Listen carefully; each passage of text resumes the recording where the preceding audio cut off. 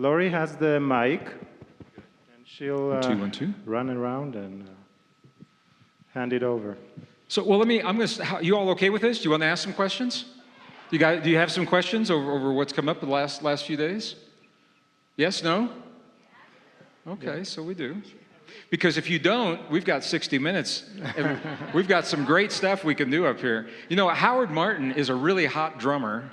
I don't know if you know that or not.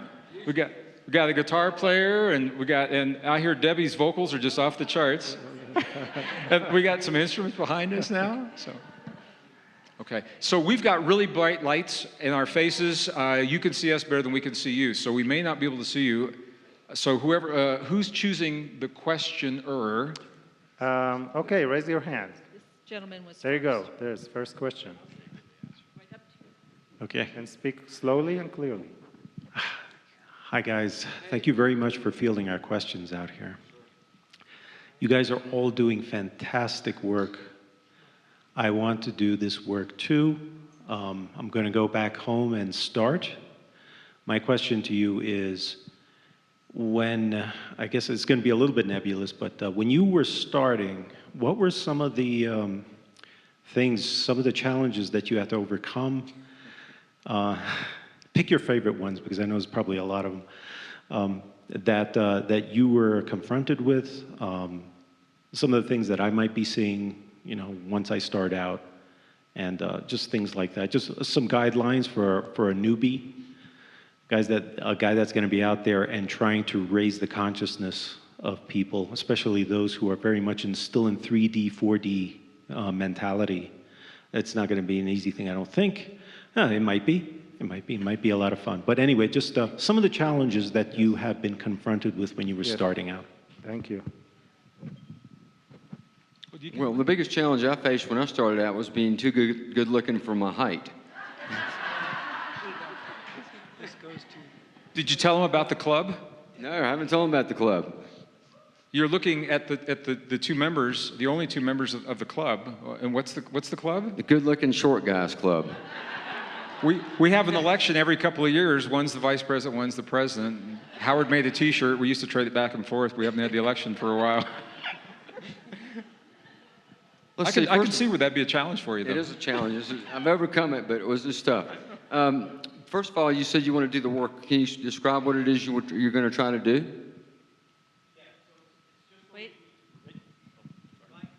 It will be to raise the consciousness, probably starting with people who are very technical, so all kinds of science, all kinds of engineering, and just to raise the consciousness on how to make the transition to go from a three-dimensional, four-dimensional consciousness into the higher non-linear way of thinking. So you're going to do it through like giving workshops? Yes, exactly. Okay, so you want to sell training programs? Yeah, so it's going to be very simple to format.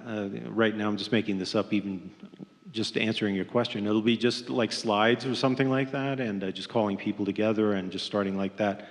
Probably starting with the heart math folks, and then just working my way like that. Well, I think, when you begin a new career in any business, the main thing to do is, first of all, make sure that you just really feel authentic within yourself about it. That's the best sales tool you're ever going to have, is you and what you represent.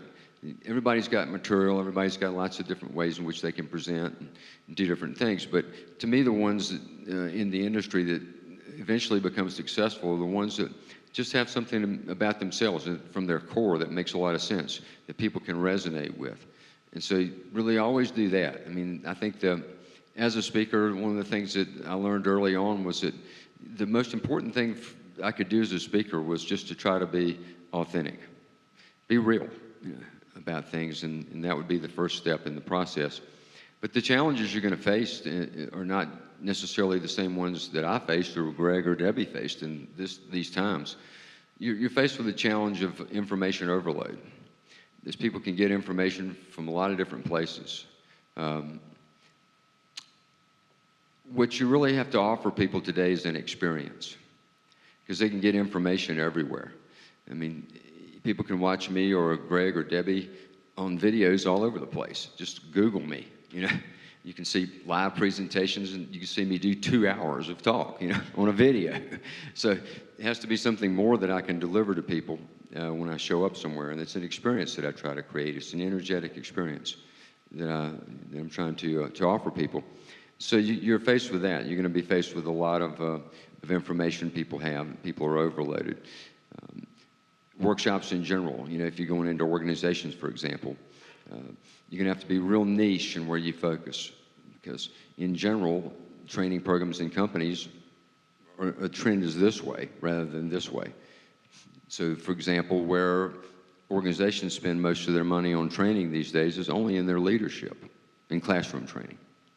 And what are they looking for? Somebody special that can deliver an experience.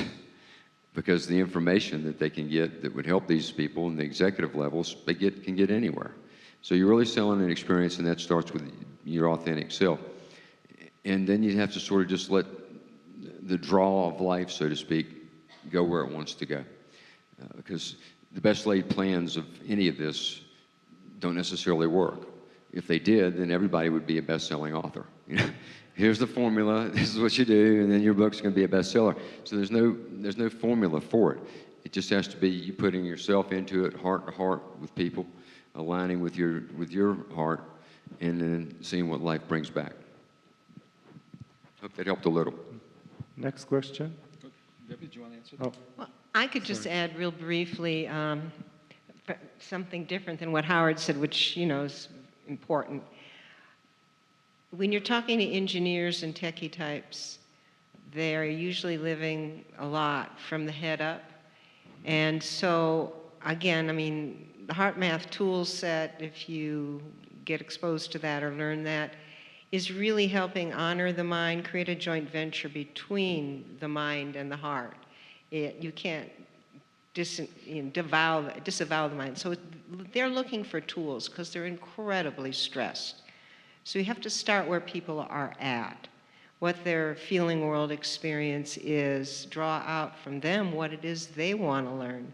And for me, that made things a lot easier, rather than me trying to tell them something, especially in the information overload, especially consciousness stuff, where there's a lot of skepticism.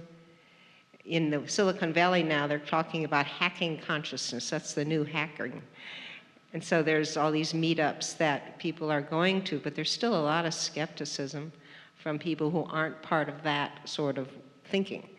So again, listening, finding out what it is they want help with, what's the bridge, and then if you can acquire a tool set that can help them do that and really bring together that inner balance between their mind and heart so they can begin to connect with their own wisdom, then you're providing a great gift. Who's the man that asked the question? Where are you? What's your name, my brother? Joe? Joe or Jim? Joe?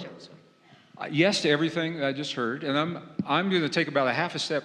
By the way, this beautiful young woman who is circulating the mic, we're very blessed to have her in the room with us, is my office manager of 20 years we've worked together. Her name is Lori. I'll just reveal a great secret. Lori said next to her former marriage, I'm the longest male relationship she's ever had. I said, what is the secret? She said, the secret is we never see one another, so there you go. Lori, thank you for being with us and helping me all this week. I appreciate it. Thank you. So I'm going to invite you. Were you with me this morning when we did our talk this morning? Yes. I'm going to invite you to go back to that talk and maybe rephrase this question a little bit. Rather than assuming you're going to have a challenge, come from the place that the people you are connecting with want to be with you, and they're with you because they want to hear what you have to say. That is, before you ever walk into a classroom or a presentation room or a stage, that is vital for you to assume and feel the feeling as if that audience wants you to be there and they already want what you have to say. When I was in the corporations, attempted some of the formal training techniques, like what are some Toastmasters, for example, something like that. And all the rules they gave me, I want to tell you, for me personally, I did it all what they call ass backwards. So technically, I did it all wrong. And Howard's right. What we found true for us back in the 80s, maybe in the 90s, may not be true for you today. So what I found, Toastmasters, they tell you all kinds of things like when you express with your arms, keep them within a box that's defined by, your shoulders and this. And I said, man, are you kidding me, And imagine everybody in the room's in their underwear so you feel superior. Well, that is a head game.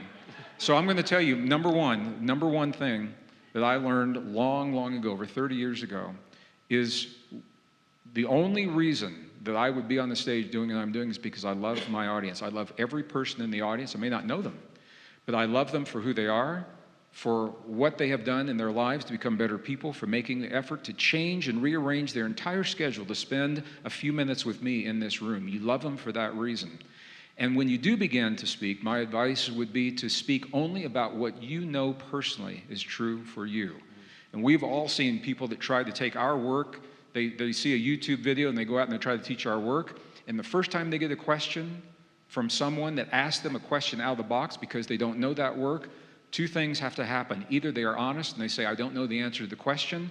Very few people are willing to do that, so the ego will take over and they will try to say something that simply is not true, and it becomes very confusing.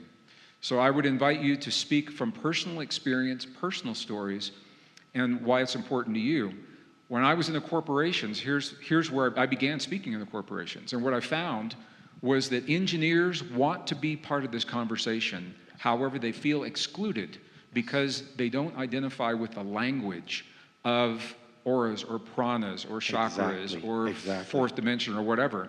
And when I began to bridge, the first time I talked about a cell as an electrical circuit with capacitance or resistance, they said, now you're talking our language, and they could see how the human body could be tuned and how we can intentionally create that tuning. And it was honoring them by meeting them halfway with their language. So those are things that I would invite you to consider as you go. And good luck. Shoot us an email. Let us know how it works out for you. Very helpful. Thank you very much. Thanks a lot. Take care. Thank you. Yes, who's next? Down there? Yeah, okay. Yeah, there's like two hands there, a mother and daughter. My question is primarily for Gregg. I'm interested in your take on disclosure and how much, let's see, perhaps which group you were alluding to earlier in your talk, or which groups possibly that might have been our predecessors.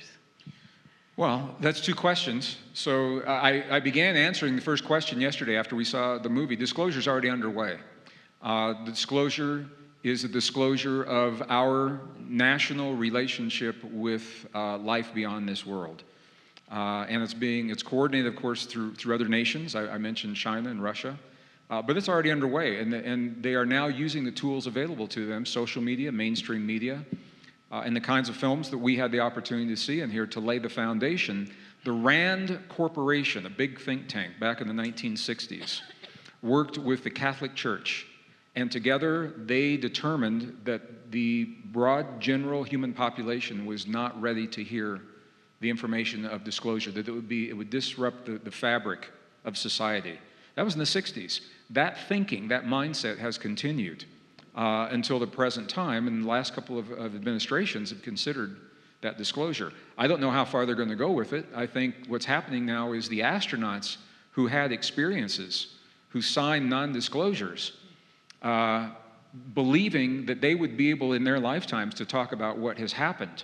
They're dying, and they're taking this secret with them and in their deathbed. Edgar Mitchell, who I mentioned, I toured with a little bit in the 90s. He did a little tiny radio program in London that he thought nobody was listening to, where he talked about personal experience and personal knowledge of beyond this world. All of a sudden, that clip circulated through the satellite in the mainstream media, and all of a sudden, it was all over the world. Ed Mitchell's talking about ETs, UFOs, and the other astronauts, they said, well, if Ed's going to talk about his experience, I'm going to talk about my experience. So there was a few weeks where it was all over the place. So I don't think it's going to happen the way I don't know that there's going to be one big announcement. I think it's going to be in stages gradually as people adapt and adjust. And I think it's no surprise, certainly anybody in this audience. Who be they? I think we're them. So I think what we're going to find out, the line between ET and human is going to become very, very fuzzy line. And that's all I'll say about that right now. Next. Thank you, Greg. Next question, down there. Yeah. This question is for Gregg. In 1981, there were articles in Los Angeles Times and in Nature magazine about cloned DNA from an Egyptian sarcophagus. Do you know anything about that work? Or- And I don't want to hog all the questions. If you guys want to chime in or anything. In 1981, I know absolutely nothing about that. And in 81, I would doubt that it was true because the technology, I think, probably didn't exist in 81. Okay, thank you. Yeah, we are able now to extract DNA, segments of DNA, from fossilized remains of plants, animals, and humans, and build the genome from that on paper. My sense is that we, as humans, we tend to push the limits of our technology. Somewhere out there, somebody is cloning. And where that technology is right now, I don't know. 81, to the best of my knowledge, we didn't have that technology in 81. Thank you. Another question? So I originally asked you this, Gregg, but I'm going to open it up to all three of you because I'm interested in all of your opinions. Yeah. Thank you. I was wondering, I'm in school right now to become a teacher, and I wanted to know from your guys' perspective, what's the most important thing to teach kids these days? Oh, wow. Go ahead, Deb. Deborah's got a background in education. I'll let her start. Right. I've worked with children for 40 years, not recently, but I wrote the book Meditating with Children in the 70s, became a bestseller, the first book on that. And my answer to your question is going to be related to why I wrote that book. When I was 21, I had a spiritual awakening, and I was meditating. I started to learn how to meditate. And I thought, why didn't somebody teach me how to go within when I was a young child? Because then I could have avoided some of the mistakes I made or the ignorances that I had from not going within up until at that time, when I was at the ripe old age of 21 when that experience happened. And I thought, oh no, I'm going to have to spend the next 20 years of my life undoing what I hadn't done appropriately. And I hadn't done anything that bad. I had a delightful upbringing. So you look at that, but that still motivated me wanting to give children tools to get in touch with who they really are and stay in touch. So that would be my answer now, is the most important thing is to help children know how to go back to the heart, how to speak from the heart, how to connect with who they really are, and how to listen to their own inner guidance and have that be something the adults around them support and actually do as well. One of the things we teach in school systems, over 1,000 schools at HeartMath's in from pre-K right through high school, is simple emotional self-regulation skills. How do you manage your anger, your frustration? How do you take it back to your center and make a different choice?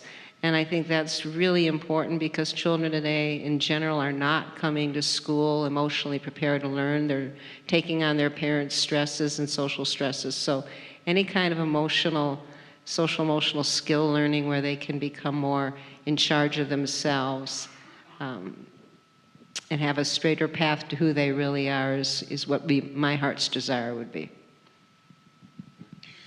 Yeah, thanks for asking the question again. And I know you asked me in our one day, and we didn't get to connect at the end of the program. My feeling is, I think it's important to be honest, truthful, and factual with our young people. Honest, truthful, and factual. And, in terms of the curricula, it's a moving target because new discoveries are emerging all the time. You didn't mention, are you thinking about teaching in private or public schools? Private school. Okay, I can repeat that. That's fine. I want to do public school, low-income areas. Well, this is the thing. Public schools in this country, now it's different in other countries, and this is something you might want to think about. In this country, a public school, a teacher can only teach a curricula that has been approved by the local school board. And the local school boards are beholden and are governed. There are political ties, there are religious ties, there are economic ties that prevent them from the curricula that contains much of the material that you and I have been talking about over the last few days. Elan did an intro for me the other day, and he mentioned that I'm a nominee for the Templeton Award. That Templeton Award from the Templeton Foundation, should I be blessed to receive that award, that money is earmarked for me developing the curricula. I'm already developing a mainstream curricula, but it's on the back burner. That money should come through. We kick it into high gear because there's so much of a demand for teachers asking me for the curricula for them to share with their students that I'm sharing in a very different language. We use a different language for middle school. We use a different language for high school. So a lot of that is determined by the local school boards. And I'll say there are some very progressive school boards in the United States of America, particularly in the Pacific Northwest, or in Oregon and in Seattle. And believe it or not, in South Florida, that have invited me to come in and offer. We've got pilot programs with second graders, and then we have another one for middle school, another one for high school. So I am developing that curriculum. I'd love to work with you. If you get to a point where you're ready to do something like that, contact us through Lori, and I'd love to work with you on the curricula for something like that. Yeah, thank you. Next question. Down here. Sorry, Lori. I can run. Where are we going? Where am I going? Lori's used to exercising every day. She hasn't been able to do it here, so we're making up for that right now. Right now. For Debbie or for you, first of all, I was very happy with this instrument, and I'll be doing your 4-day program. I worked a lot in the corporate world, and there's so much heart needed.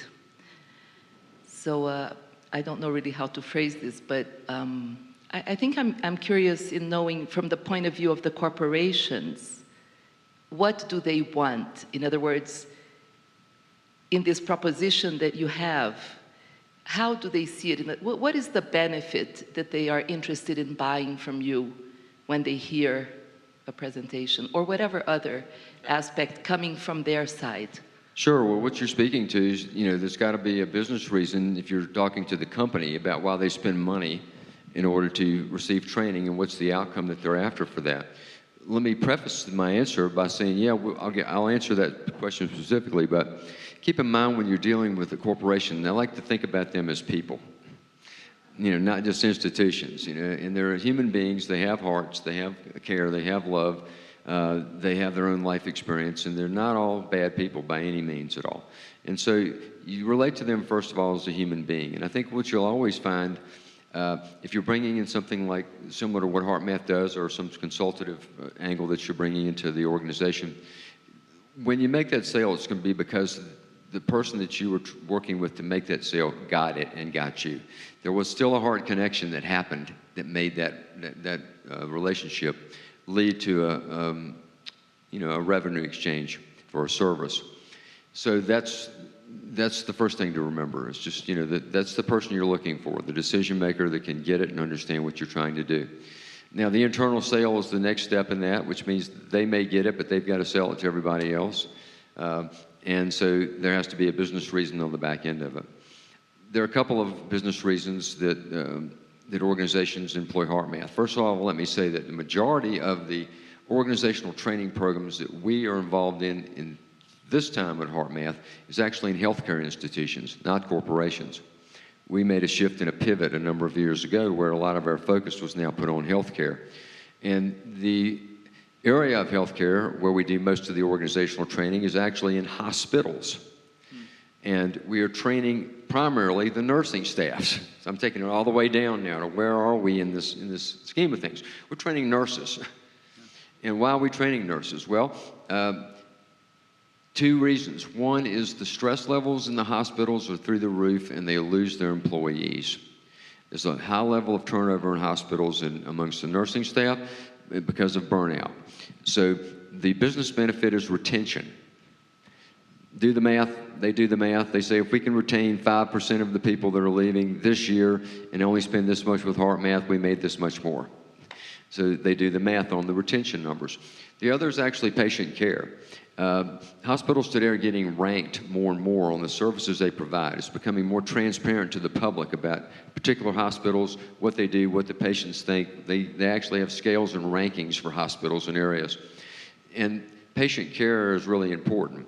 So the staff has to be resilient in order to maintain the caring attitudes and caring practices that are necessary to transmit that to the patient. And what's interesting about that, when you think about it from maybe an angle of view that we've been experiencing together this weekend, is that the energetic transfer is happening in that hospital. If you have a whole group of caring people that are able to maintain a certain pitch or frequency of that care that's operating within that hospital, those patients benefit from that. You know, love and care are the greatest healers of all. And so they benefit from that, and therefore patient satisfaction numbers go up, hospital rankings go up, hospitals happy. So retention and resilience are the two primary offers that we make. Resilience is also offered to corporations as well. But to have a resilient organization today, which means one that can handle the stress and strain of some of the things that I talked about in my presentation yesterday.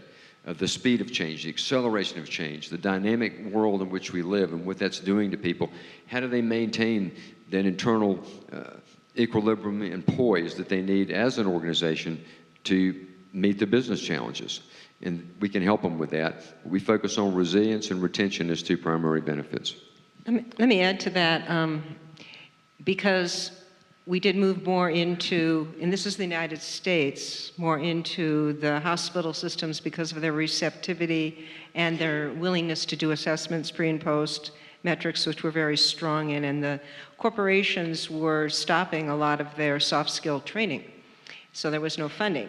Now there is a huge wave of interest again, but as Howard said, where their funding is leadership and they're spending money on innovation and creativity because they think that's what's needed, which it is. But in terms of all their metrics on performance and leadership, they're failing. It's not working as much. So now they're recognizing that stress and health issues are really underpinning, which is related to resilience and what we talked about the other day, coherence, incoherence, because to have the optimal frontal lobe, executive decision, creative, innovative aspects of our brain going, we can't be in cortical shutdown through stress all day long. So being able to, you're going to become certified, you'll understand the research, and when you can express the research and you can offer pre and post assessments and all the HeartMath case studies to back that up and how you're talking to companies, go for the leadership though. That's where the funding is in the United States. I don't know about other countries. And that's where they are starting to look for something different because they're spending a lot of money on stuff that isn't working because they're not addressing basically the consciousness aspect, and they don't call it that, but it really is the ability to reboot from the stressors that they're having and get some cortical facilitation going. So health and wellness, there's budgets there, there's budgets with leadership. But you'll learn how to put together the presentation when you take that program, which is the best practices of what we've learned. Other people may have better ideas. One more thing I'd like to share before we go off of this is for everybody really, is do you think police officers have stressful jobs?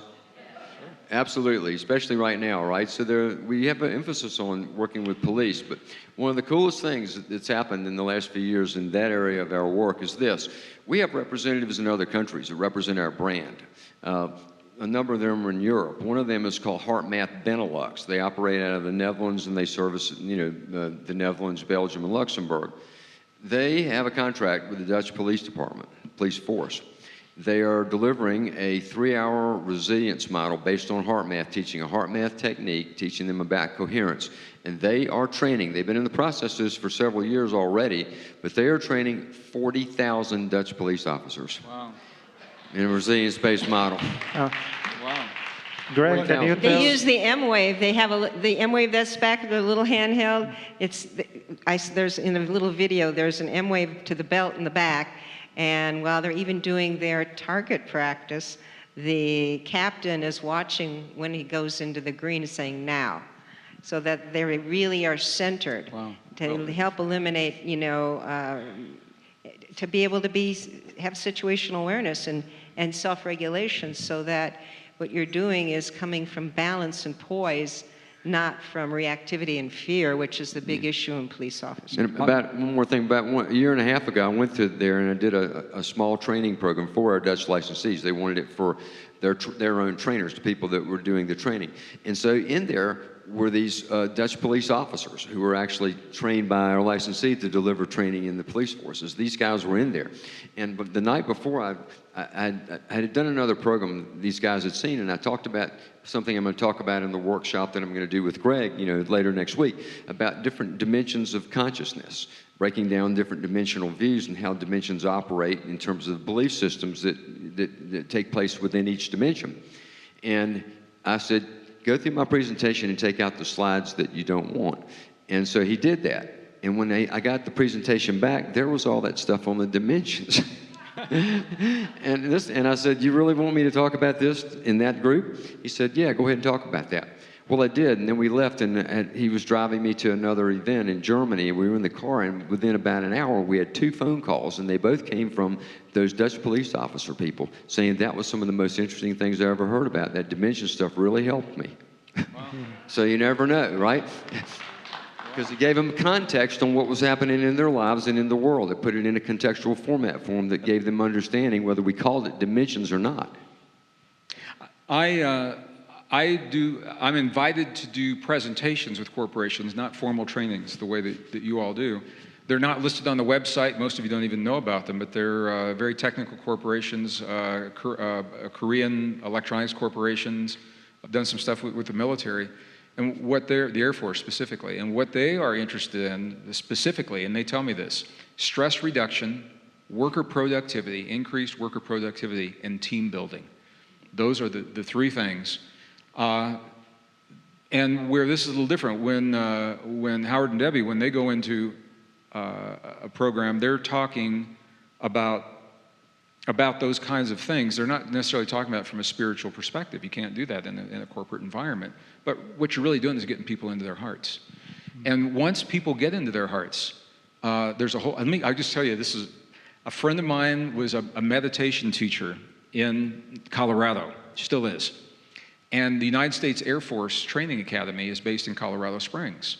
And right after 9/11, they wanted to train special ops in the Air Force, like Navy SEALs in the Navy, and teach people how to be alone with themselves for long periods of time without going crazy. So they invited her to come in, and she taught them about getting in their heart. And it was, her brand, her way of doing this. It was so successful that once those cadets got into their hearts, they found out there's a whole new world inside of them that they wanted to know more about, and their outside world of being in the military didn't make much sense to them anymore.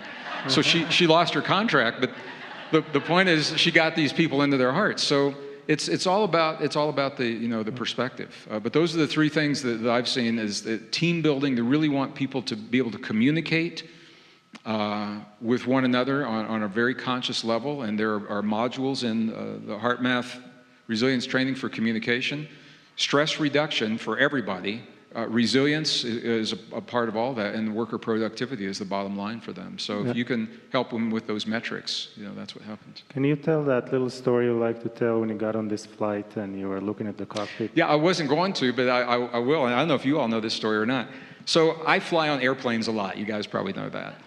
My home airport is Albuquerque, New Mexico, and I have a habit. When I get on the plane, I always look to the left to look at the birthday of my plane. I like to know how old my plane is. It's on there's a little plaque on the inside of the door as you're boarding. It'll tell you when that plane was manufactured and by who.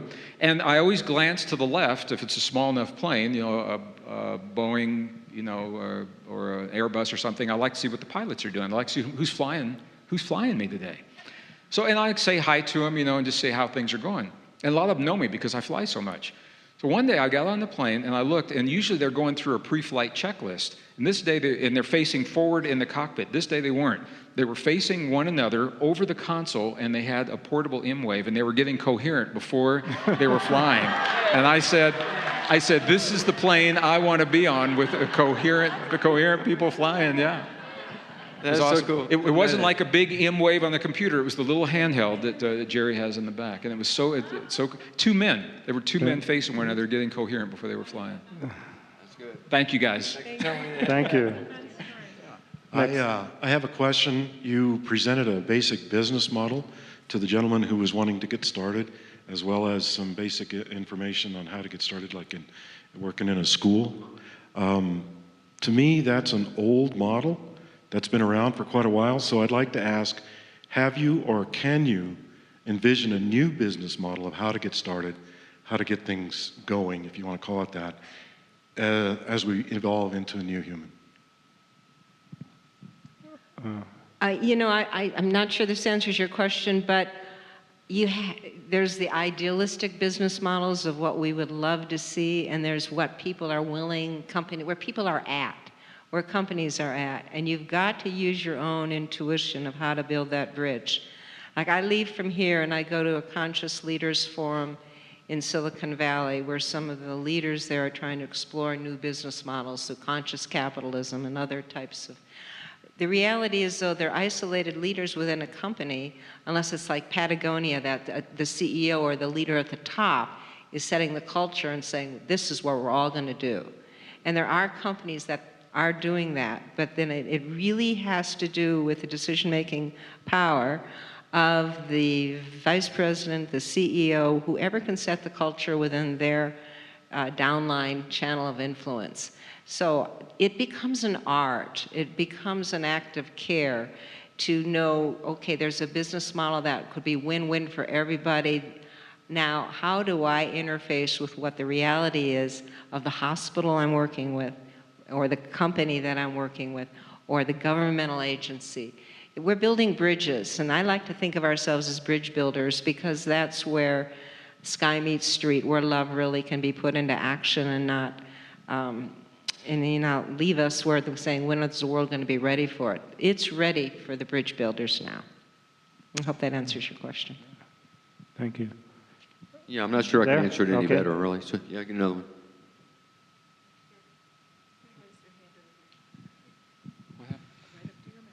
Hi, I'm Heather. Recently, about a week before I came here, I was given a number 528. When I Googled it, it came up as an ancient Gregorian tone, and it is the frequency of love and miracles, and also the information that I should start to drink rose water. And when I looked up rose water, it has a frequency of 320, which is one of the highest frequency oils that you can drink, basically, or is available. Excuse me. My question is, what do you know about these tones, if anything? Have you used it in your research? And could you also comment on being conscious about the frequencies that we're inputting into our body and how that affects the vibration? I think we need Dr. Todd here. Yeah, I can't comment on it directly, but I will say in general is that when you're given information like that, it's... Oh, he's here. I didn't see him. Okay, there he is. When you're given information like that, it's coming to you, and so you are empowered to go back and ask wherever that information came from, what it means for you, and ask the questions that you're asking us, because it's specific. It was being given specifically to you. It's like asking us what your dream means. We could speculate, but it's your dream. So only you know what the symbols are. So those numbers specifically, Todd, Dr. Todd, if you would like to address what she's asking about those numbers specifically. So, yeah, would you please repeat the question for me? Excuse me. So may I answer precisely? I was given the number 528, and I Googled it, and I knew this is the right answer. It was I think it's called solfeggio tones or frequencies. Solfeggio. Yes. And specifically 528 was given to me as something I needed to use. And previously, right before that, I had done something that Amber had suggested of kind of like psychic surgery and removing things from my DNA strands. Also, rose was given to me, rose water, that I was supposed to drink. When I Googled it, it was interesting that everything that came up was related to frequency. Frequency of foods, oils, all of that. But just curious what you know about these tones, how best to use them, if you've used them in your research and seen beneficial results. So I think this really addresses heart math and almost everything we do, that everything in the universe is about resonance. It's about matching vibrational frequencies. The heart math concept is creating the resonance of love and compassion, and when you create that field, wonderful things happen. It's just the nature of that vibration and the harmonization and the amplification of the field. So everything has a frequency and resonance related to it, and that will be how it will tune a system. So every single frequency in the audible spectrum tunes to particular parts of our physiology. So, as you know, I work with the pineal tones, and those resonances are about vibrating the pineal gland to wake up dormant aspects of our DNA, expand awareness, and facilitate direct healings just by the body being able to hook into its intrinsic capacity to heal. Another ability is if someone has a pain in their body, you can immediately find the frequency that matches to that. 528 gets into that interesting spectrum. There's all sorts of controversy about A440. Musicians have to decide whether they go to 444, 442, 432. There's lots of controversy over what is the truest A if you're tuning your instruments. And if I heard that specific frequency, I could tell you where in your body it would resonate.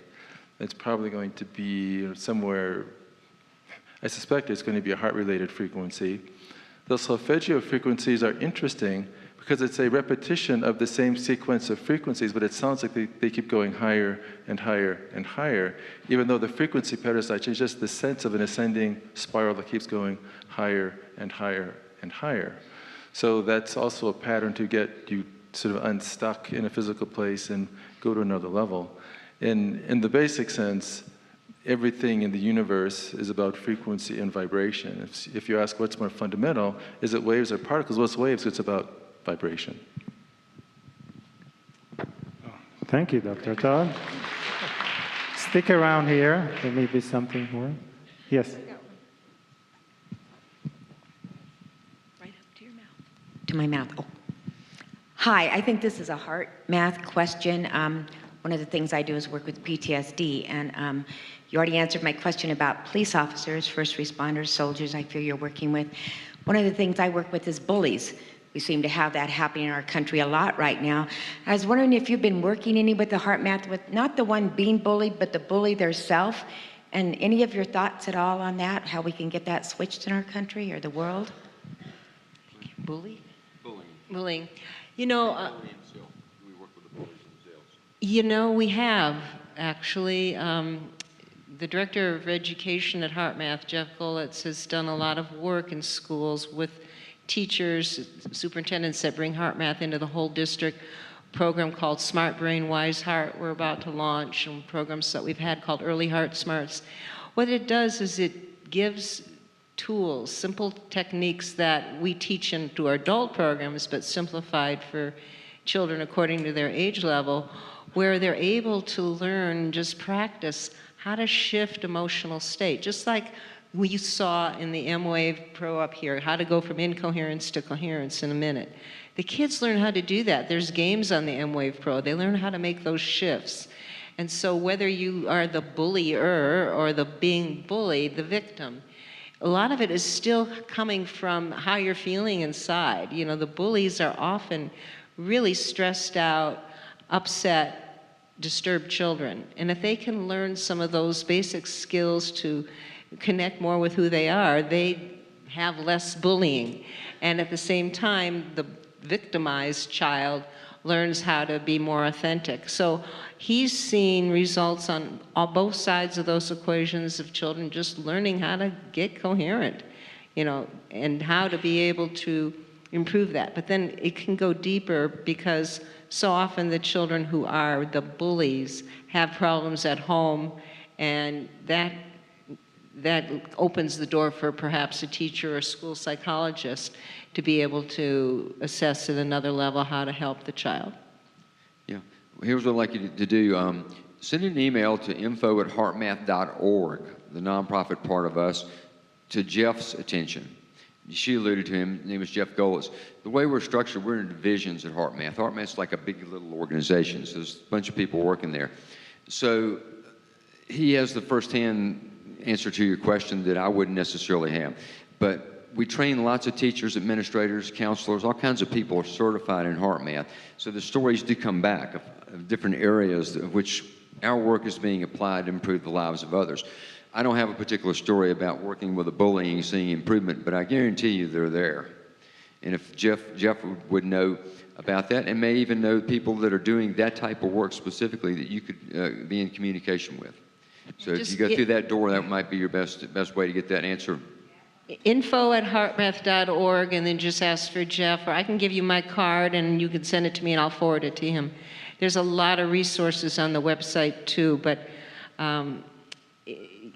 one of the things that he has told me stories verbally of like that, of when the heart starts to open, whatever reason you go in, whether it's the child's trying to improve their test score, it starts to open the door to everything that's out of phase with the heart, out of balance. I just finished turning the manuscript for the new book I mentioned, Human by Design, is coming out in October, and I have a section of the book that addresses exactly what you're talking about right now.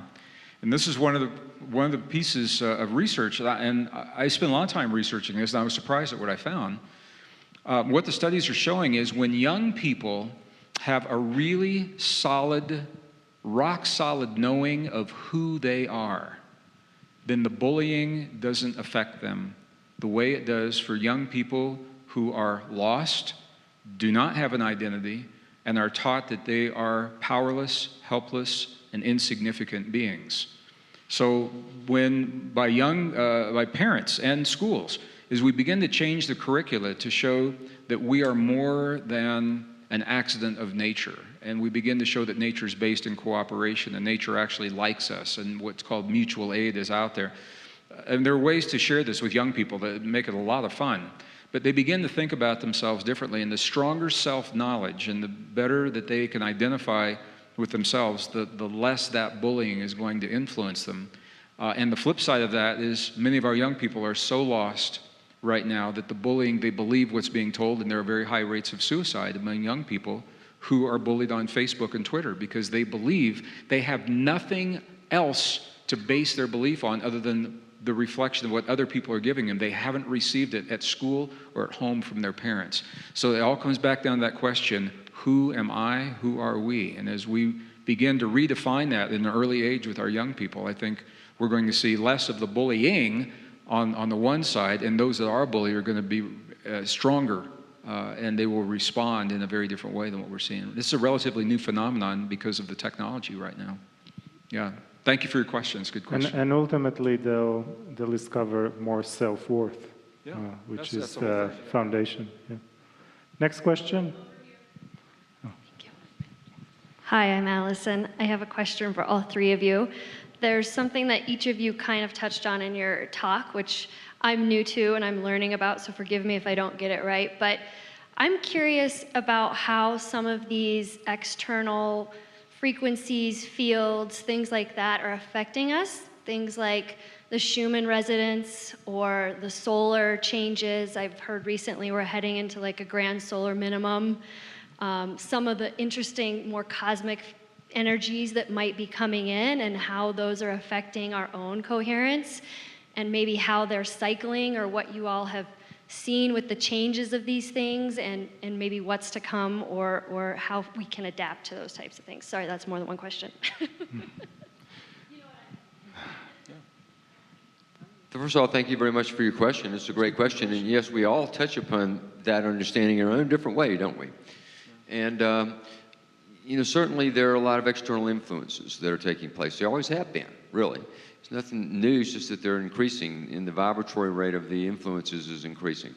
One of the things that I pointed out yesterday when I was describing some of that from my point of view was not to take the fun out of it, but it still goes back to what we do with it. It's the self-responsibility piece, where we find our own heart and our own connection between us, and then the external influences can have different effects. So there's no one particular effect. And I mentioned a term I used in my talk yesterday when I was talking about geomagnetic field and the influences that I was sharing, is that it's not out to get us. It's not trying to hurt us. There's nothing about it that's trying to hurt us. It's part of the acceleration. So it becomes a matter of whether it's cosmic, or whether it's solar, whether it's human resonances, whatever influences that are there, it becomes a matter of a conscious choice on how we take that energy and what we do with it.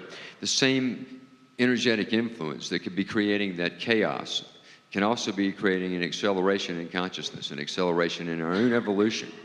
Allowing us to change and grow easier and better and more dynamically than ever before. And that's the fun part of the whole shift.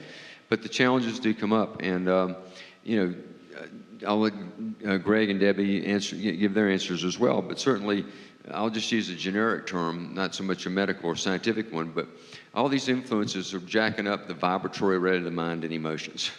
And when that's not managed... I love it when you talk that way. Yeah.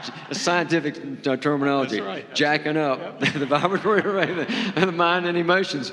And when that happens and it's not connected to a solid core, and there's nothing anchoring that, nothing guiding that, nothing wrapping its arms around it to give it context, it causes a lot of crazy stuff. People begin to behave very differently and erratically.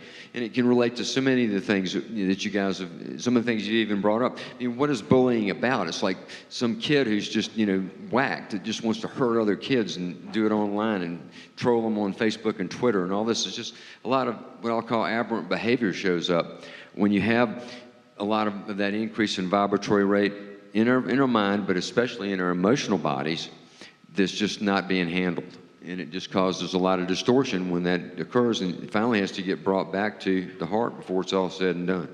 Which is what we're seeing like in a lot of the terrorist stuff, a lot of what's going on right now. The energies are whacking people out if they don't know how to process it. Nothing to be scared of, I really don't believe, because there's a lot of protection as well. But for ourselves individually, I'll give you a story. Like, a lot of people talk about, oh, the full moon is coming, and the energies can amp up the full moon. And so you can not sleep at night, you can just feel like you're quicker to have a temper tantrum. It can affect you. But if you practice heart coherence, if you look at the power spectrum on the M wave, if you go back there, Mariah can show you, or if you've seen it, the coherent spectrum is at 0.1 hertz. That's the frequency. And that's the resonant frequency of nature. So when you're in heart rhythm coherence and the alpha rhythms become coherent, your brain waves are coherent, your body's in that state of harmony, you're actually phase matching the frequency of resonance with nature all the way from the quantum level to the macro level. So you're in that state that can protect you the most as you learn to increase and practice heart coherence. It's nature's state. It's not something we made up. It's just the ideal harmonious state of the system. That allows you to process these energies very differently. For example, this is a story. When a lot of old stuff's coming up for people right now too, from the cellular to clear out. And if you get hooked into it like the same old story, because they can be strong imprints, then you can start to process that and get right back into that was unfair, why did that happen, even if you've been beyond it. Anyone relate to that? Okay, so you've been beyond it. Now, when the full moon happens, or a solar flare, or extra cosmic energy, that gets amplified. So what do? Even if you know better conceptually, it can be hard to shift. And part of you doesn't want to, because you can get all back involved in it. I mean, that happened to me at a full moon, and I've done a tremendous amount of this type of inner work. I've learned to just say to myself, stop right at the start before it starts going, because otherwise, Doc Childry's also Southern, our founder, and he'll say the cousins will come in.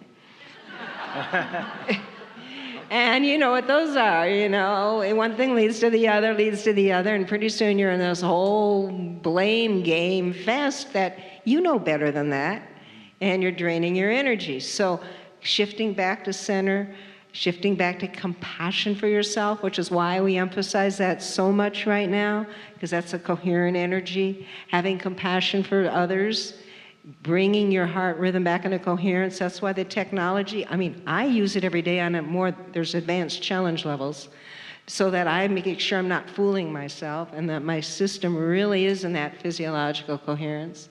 And then my vibration, my pitch goes up, then guess what happens? That extra energy amplifies my intuition.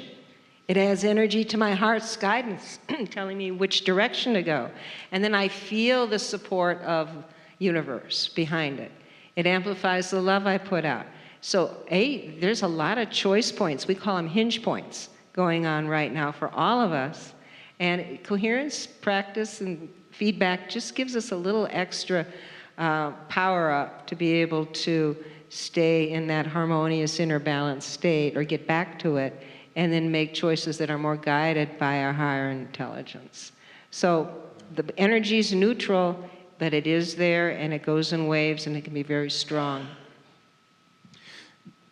I think the key word, who asked that question? Where are you? The key word in what you asked was, are we influenced? And I think that's really important to acknowledge that whatever is happening, it may be an influence, but we are not slaves to these phenomena. We're not slaves to the solar cycles. We're not slaves to what's happening in the magnetic fields of the Earth. And that's what both Howard and Debbie have said up here. Can I share the conversation I had with Roland? Can I share that with the audience? Are you okay? I wasn't there. I don't know what you Well, originally, Roland McCready is the lead scientist at the Institute of Heart Math, and at one time, he was going to be part of our program here. It didn't work out that way. But I just had a conversation with him a couple of weeks ago, and he was sharing with me a study, and I know you all know about this study, that surprised him. It had a result that surprised him, and here was the study. They took a small number of people that were spread throughout the state of California. So they were all Californians, but LA is very different than Sacramento. So these people had different lifestyles, different ways of thinking, different political views, and they wired them with a harness to measure heart rate variability over a 24-hour period. So rather than hooking in an ear cuff for 3 minutes, you've got a harness that measures everything you do every minute of the day for the 24 hours. And what the researchers expected was that every one of these people, their lives, because they were so diverse in their lifestyles and their beliefs, that their heart rate variability would be so different that when they all came back, they would kind of average one another out and kind of look like a flat line. Well, the data came back, and that's not what happened at all. Even though they were geographically diverse, culturally diverse, different belief systems, different political views, what happened with all of these people was when their heart rate variability was up, it was up for everybody. When it was down for everybody. And so Roland said there's got to be a unifying factor outside of their everyday lives that these people are responding to. But there's just a handful of people on the West Coast. We need more people to see what's going to do. So they did this project again with 5 different countries. Mostly European, I think they were all European countries. No, we had them in Lithuania, Saudi Arabia, and California. Was it California was one of them? And New Zealand, too. Yeah. New Zealand, there were 5 countries. There were 5 of them that were there. Okay, so Saudi Arabia, Lithuania, New Zealand, was it California, which is not a country, but It's almost a country.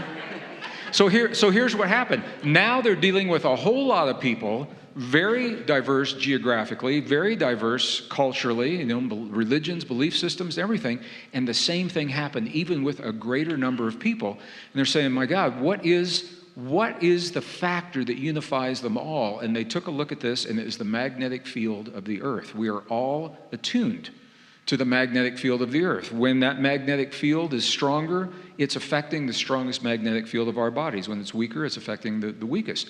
This goes back to what we did this morning. We are part of nature. We cannot separate ourselves from the natural world. That's why when we create heart-brain coherence, 0.1 hertz, optimum coherence between the heart and your heart and your brain, let's get personal, between your heart and your brain, what you are doing is you are harmonizing yourself to the rhythms of this earth under your feet, wherever those rhythms are going. So you're always going to be harmonized and tuned to those rhythms.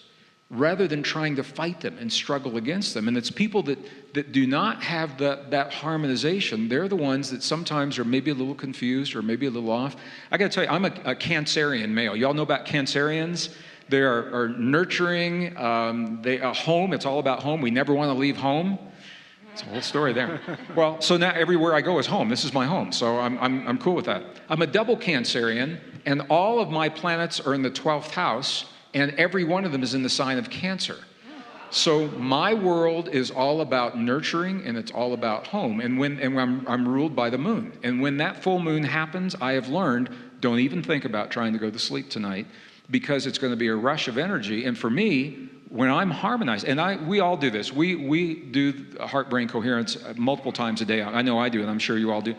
Joe Dispenza does it multiple times a day. I mean, we couldn't be here with you if we didn't actually do this stuff. And so when that full moon comes, what I know is I can harness that energy. And I'm a musician. I'm an artist. I'm a writer. And that's the night I'm going to be up late creating. So it's not disruptive to me because I am attuned. I'm in harmony with that rhythm. So, and I think you all, it's just so important. Don't buy into some of the YouTube videos and just crap. Some of the crap that's out there that tells you, oh, this planet's aligning with that planet and it's going to have this influence on us, and, be afraid, be very afraid.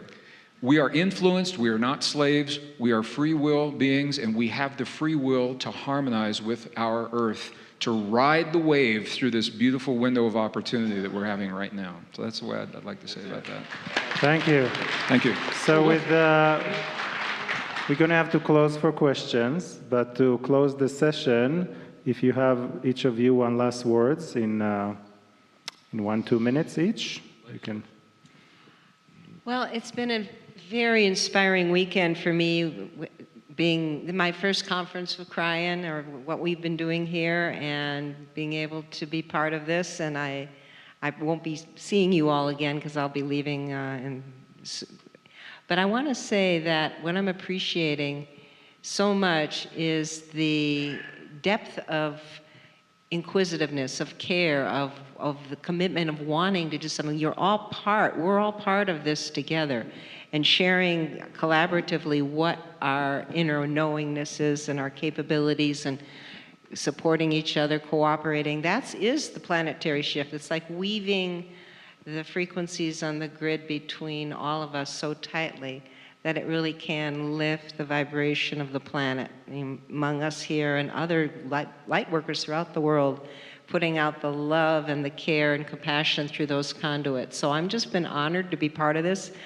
I hope that the tools and techniques of heart math, you learned some, as well as some of the science, really can help you day to day, moment to moment, because that's what they're for.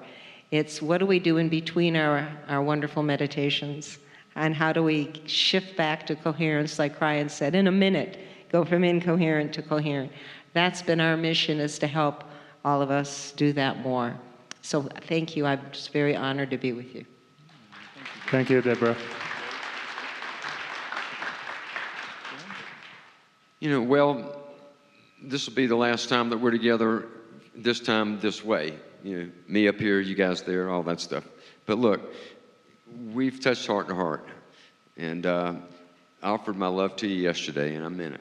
And that's where it stands with me today for all of you. You're awesome, and what you're doing is awesome. And giving your time and attention to be here at this conference and listening to us and all of that, I'm humbled by all of that. I really am. And I appreciate you for what you're doing, and you're doing for each other, and you're doing for the world. The last thing I'd like to say is this: we all go through these changing times together. Never lose your heart and never lose your hope. That somewhere in there things are really okay. Things are working out and they're headed in the right direction. So as dour as it may look sometimes, know that it's all headed in the right direction and we're going to be all right. And that's just according to me. Sometimes other people quote authors or things, I quote myself. But so according to me, according to me, things are really okay, and my heart's with you wherever we go, wherever we are. Big love to you. Take care. Thank you, Howard. I want to reiterate what Howard said, but I'll do it sitting down. But I've had the opportunity to be in these last few years. I've been on every continent of the earth except Antarctica. We haven't been there yet with a program. Not every nation, but every continent. And what I've found is the people of this world are okay. We're okay as a global family. We know how to get along. We know how to go through the change. It's the governments that are having problems when you think about it. It's the governments that are bumping chests right now. It's not the people. So I want you to know we are okay, and I'm going to reiterate what Howard said. I met these two people from a professional perspective almost 20 years ago. And I now have the honor and the privilege of calling them my friends.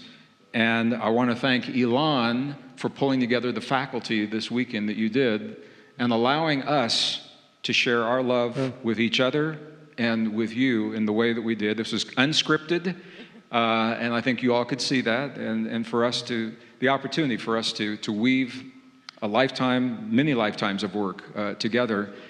What I'd like to leave you with, and I love you both, I do, and I appreciate you so much for what you bring to the world. And I love every one of you, and I want to thank you for making the time to be here with us, and whoever you go home to, thank them for sharing you with us over these last few days. And I'm just going to reiterate what I said in my program earlier. Khalil Gibran, work is love made visible. It takes work to change the way that we think.